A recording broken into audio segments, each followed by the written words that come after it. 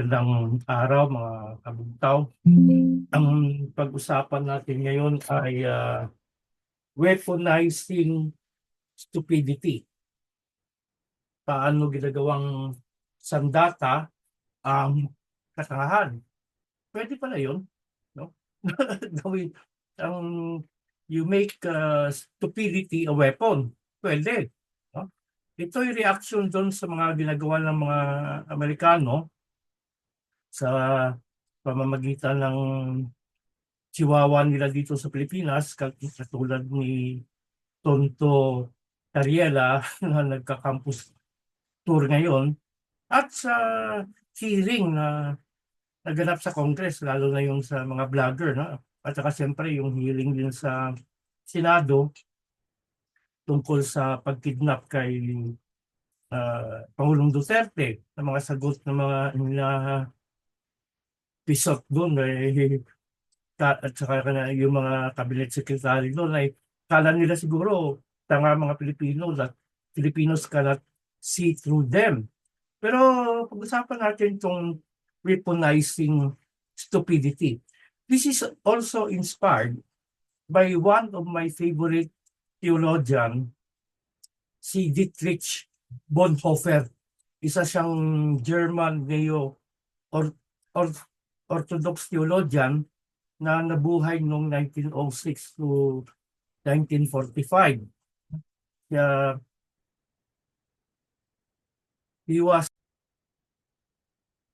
namatay siya noon sa concentration camp noong 1945 dahil inakusahan siya na kasama doon sa tangka na pagpatay kay Hitler. He was involved daw in an assassination plot against Hitler. Pero interesante yung sinulat ni Bonhoeffer uh, regarding the theory of stupidity. Si Bonhoeffer na ay nalungkot kasi German yun eh, how can a very thinking society suddenly turn into a stupid society? Kasi totoo yun. The Germans really are critical thinkers. It's a society that produce philosophers like Hegel, like Kant. Napakahirap basahin ng mga philosopher who really promoted critical thinking.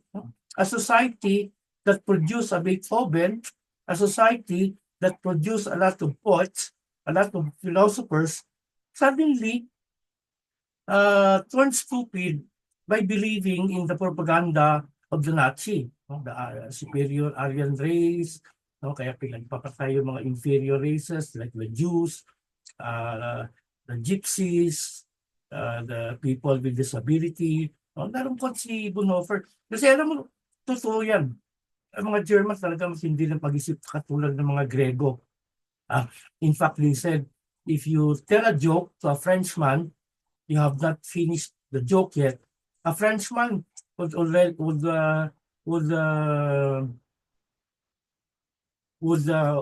already laugh because he knows what the joke is all about. If you tell a joke to a Japanese, you have to make an appointment because they're very serious people. If you tell a joke to a German, you would think first, then you would say, aha, that's funny, and they will laugh. Ano yan, totoo to kasi ako mismo, naranasan ko to nung nag-aaral ako sa Belgium, may German ako na dormmate at alam mo mga doon ang kultura ng mga estudyante. Pagkatapos mag-aral, hindi muna sila natutulog, mag one beer to two bottles, no? Kaya no, nagto-two bottles kami doon sa pantry. I told a joke to a German and siya, no reaction. Next day, very early morning, I heard a knock on my door. Pagbukas ko, yung doormate ko na German, pangalan niya si Johan, no? And told me, that was funny. Ha ha ha ha. Then umalis. Nag-isip pala. Hindi, ganun yun. Pero bakit? A very critical thinking people could torn stupid. And the Nazi weaponized that stupidity. The same thing the Americans are doing right now in the Philippines. Ano bang stupidity? Ang pinakamalapit na pagsalin sa Pilipino ay katangahan, extreme lack of intelligence. Pero sabi ni Bonhoeffer, stupidity is not a lack of intelligence but a breakdown in morality. Kasi iba pala yung intelligence sa wisdom eh. A person can be very intelligent, very high IQ, but at the same time can be stupid when it comes to wisdom. Wisdom includes the intelligence of the heart. It includes the day-to-day living, and especially wisdom is distinguishing what is evil, what is good. Right? A man of wisdom may not be intelligent, but if he can recognize what is evil from good, that's wisdom. Kaya nga sabi ni Bonhoeffer, stupidity is not a failure of intelligence but a breakdown in morality. And ito pang sinabi ni Bonhoeffer na nakakagulat. Stupid people are greater threats to society than criminals. Imagine, mas delikado daw yung mga stupid people kaysa sa mga criminal. Grabe, no? Bakit? Sabi because evil can be confronted, exposed, fought, and defeated. But stupidity cannot. No? Because stupidity is immune to logic and blind to reason. Hindi sila nakikinig ng pangangatwiran. No? They do not debate but mock. Kaya useless makipagdebate sa mga stupid na tao. Kahit si Mark Twain nagsabi noon never argue with stupid people because they will drag you down to their level and beat you with experience. No? Ang basihan nila, experience na very isolated naman. 1 in 1,000, pero for them, that's the rule already. Tulad recently, may nakausap ako, seaman, retired na, no? May tao, may kapitan eh. May tao din sila noon na Chinese. Matanda na itong seaman na to. Sabi ng tao niyang Chinese, never buy Chinese product because tomorrow they break down. And for him, that's already the rule. Pero ang tagal na, no? Siguro 30 years ago pa yun kasi matagal na rin nag-retire itong seaman na to eh. Pero for him, that is still the rule up to today. Kasi although Chinese product have already evolved, no? Naalala ko yung tatay ko noon, yung 70s, 60s, sabi niya, dapat stateside para matibay. Made in Japan, walang kwenta yan. Pero ngayon, pag sinabing made in Japan, mahusay. Ganun din ang mga Chinese ngayon, no? Iba na yung quality ng mga produkto nila. No? Kaya beat you with experience. No? Because they do not recognize fact. And they are convinced of their own righteousness. Usually stupid people are self-righteous. No? Kahit si Martin Luther King nagsabi, nothing is more dangerous than sincere ignorance and conscientious stupidity. Delikado pala yung sincere ignorance and conscientious stupidity. Nabanggit ko na noon na may mga pag-aaral that Filipinos are the most opinionated people but wrong. And magpakamatay sila or papatay sa mga paniniwala nila kahit mali. Pero hindi nila Hindi nila alam yan na mali sila. Conscientious stupidity nga. Kung sino ba maghuhusga kung sino ang tama o mali? There are facts, meaning, lalo na sa philosophy, yung empirical facts and positivist facts. Facts that can be verified by science. Facts that can be verified by observation of the senses. No? Ang problema pa dito sa mga opinionated stupid people is that they operate unconsciously. Hindi nila alam na wala silang alam. And they're very rigid. Ano na yan? Sarado na yan. You cannot convince them. Kaya it's difficult. Kahit anong show mo dyan to present the fact about China, about the South China Sea, about UNCLOS, useless yan. Useless yan.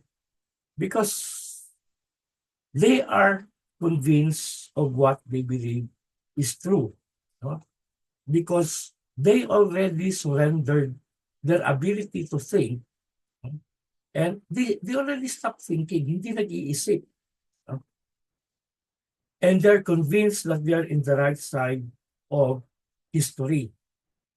And they do not question themselves.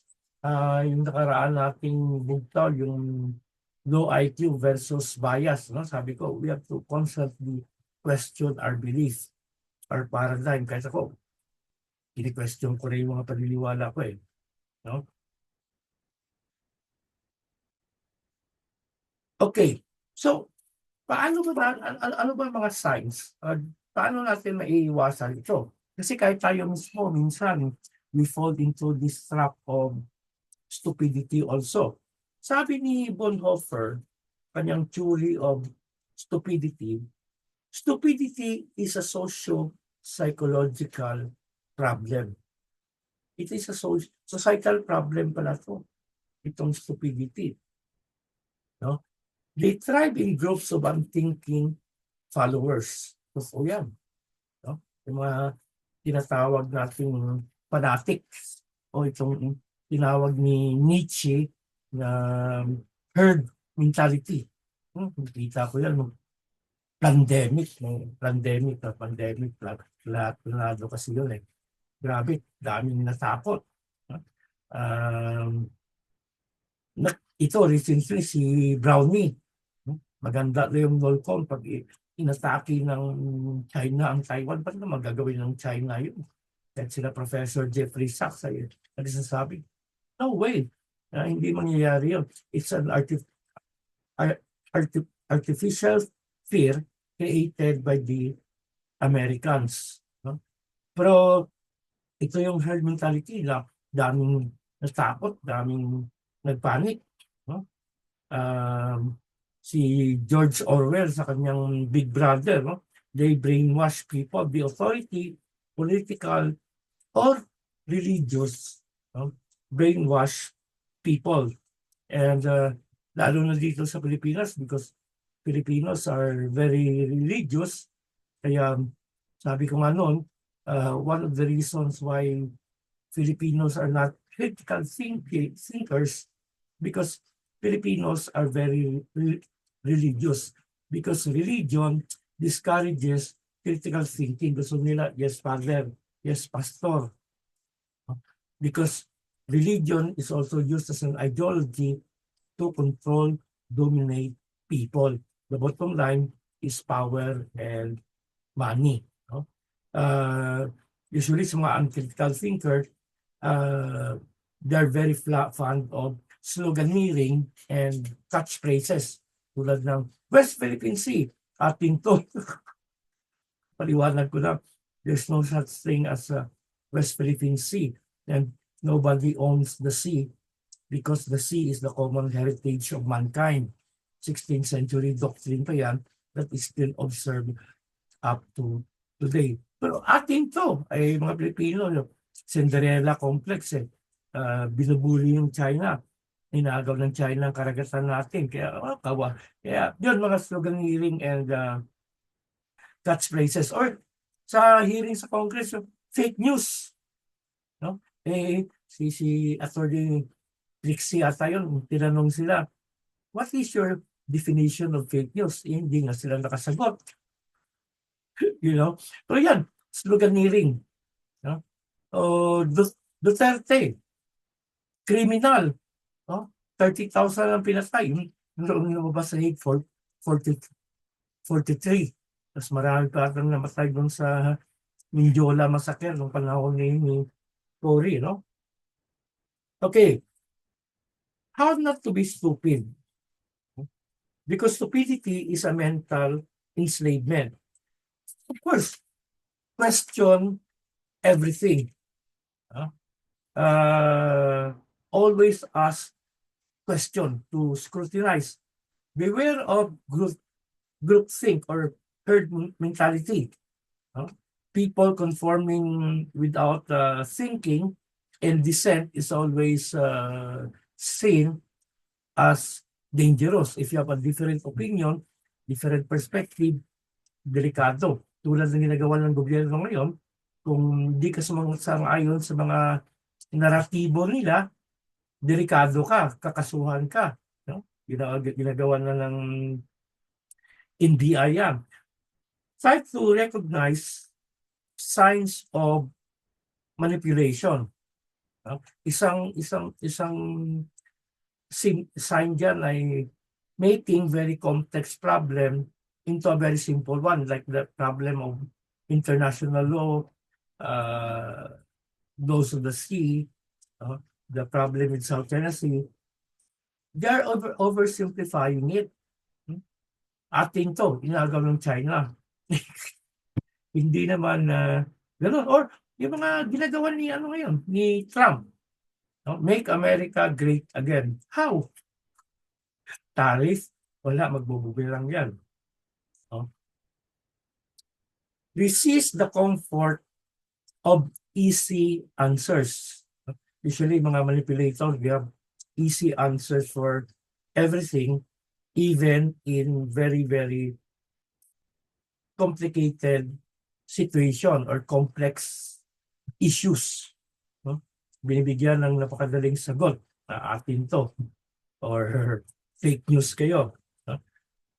Seek internal and external liberation through lifelong intellectual, moral dependence. No? Paano ba to?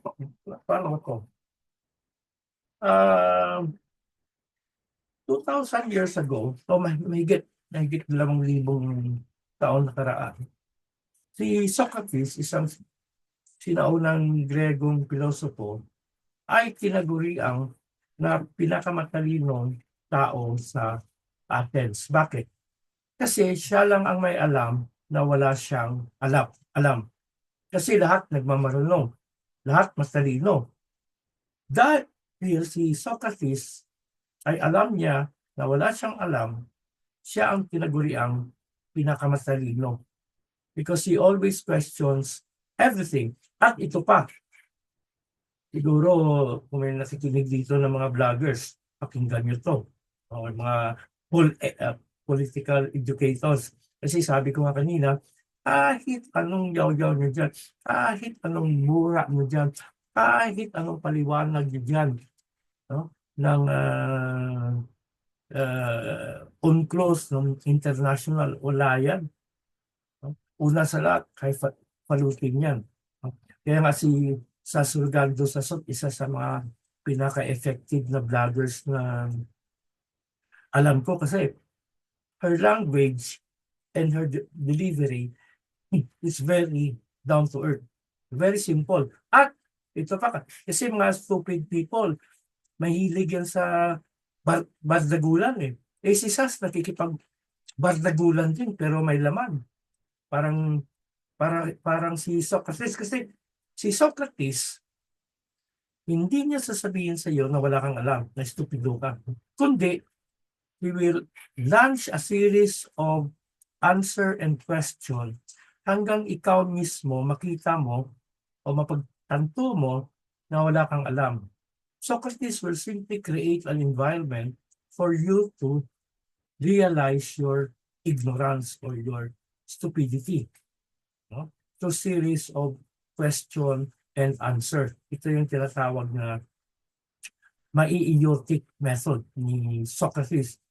He's like tawag dito, a midwife, no? That draws out knowledge. Yung midwife kasi nagpapaanak. So si Socrates nagpapaanak ng karunungan. Naalala ko yung kwento ni isang Jesuit theologian na si Father Norris Clark. Isang beses sa New York, nakasakay siya ng taxi, and New York cab drivers are known for being a blabbermouth. No? And the taxi driver was telling Father Norris Clark, you know, by day I drive a taxi, at night I'm a waiter or a bouncer, I have several jobs. Then Father Clark asked him, what for? Sabi niya, if I have many jobs, I'll have more money. What for? If I have more money, then I can buy a house. What for? Then I can afford a vacation. What for? I can send my children to school. What for? And so on and so forth. Until the cab driver realized that he really does not know why he is doing all these things. No? Parang isa pang kwento about the fisherman and the businessman. One day, a businessman was vacationing in a tropical island and took a walk by the beach one early morning. And he was horrified to see a fisherman under the coconut tree on top of his bangka smoking his pipe. And the businessman said, what are you doing? You're supposed to be out there catching fish. And the fisherman replied, I only went out early this morning and I caught enough fish for the day. But you should go out and catch more fish. And the fisherman asked, what for? Well, if you catch more fish, you will have more money. What for? If you have more money, you can buy more boats. What for? If you have more boats, you can catch more fish. What for? You'll have more money. What for?